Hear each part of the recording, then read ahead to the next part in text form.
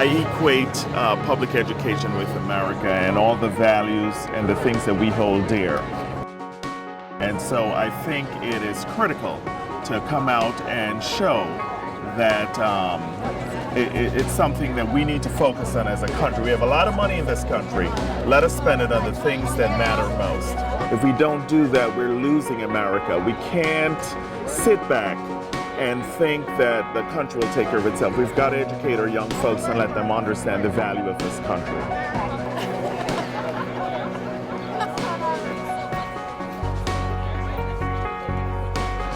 Way to go, Randy. Good job.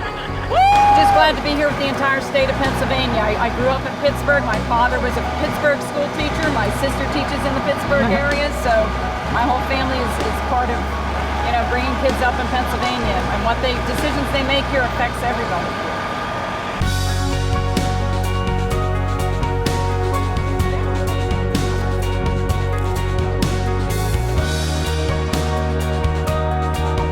We're almost getting back to some of the Dickensian days with all the things that are going on, which again brings us back. Do we want to spend our money on education or in prisons and so forth? They've fired every single one of us, and that will take effect by the end of the month. And not to have supports, teachers come up to me, they say, "You've helped me with things I can't believe are going on. What am I going to do?" No SSAs, no noontime aides, no counselors, no librarians, and of course no secretaries. I don't see how the school's going to run at all. I mean, we're going to have one school police officer? If there's nobody to watch the kids at lunchtime. I don't know. I don't see it. And they really don't care about the children.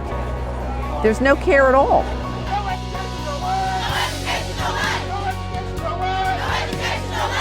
Right now they're running low on money and they're not prioritizing education and their students. With the impending budget cuts, next year we won't have art and sports and counselors and basically everything we need. We're all here to demand that the state senators and the Governor Tom Corbett restore education funding.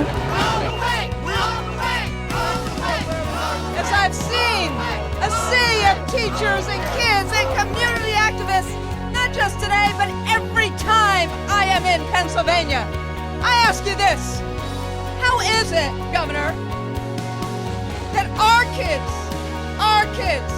who you say should go to college, how is it that our kids will go to college when you take away every guidance counselor in Philadelphia? How is it, Governor, you say that our kids should be healthy and well when you take away every nurse in the city of Philadelphia? How is it, sir, that you say that we should have a well-rounded education when you take away the only thing that private schools say make kids stay in school, art and music? How is it that you can find money to build prisons and you can find money for corporate tax breaks, but not money for children in this state?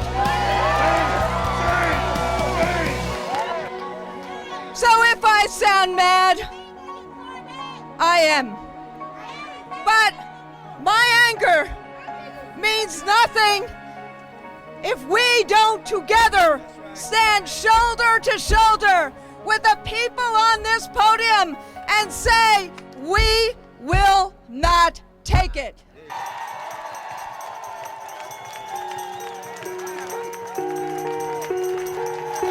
All children are guaranteed a thorough and efficient education under the Constitution of Pennsylvania. Our children are not going to get that with the plan that the governor has put in place. We're here to tell the governor today, fund public education. Pennsylvania's children deserve art, they deserve music, they deserve extracurricular activities, they deserve nurses, they deserve librarians, they deserve counselors. They deserve what children in other states have. The governor has cut $1 billion from education in this state, and yet educators are being held accountable. Children are being held hostage because of the cut in services for them. The future of this country rests with our children. We have a responsibility. The elected officials have a responsibility. The governor has a responsibility to make sure that our children get what they deserve.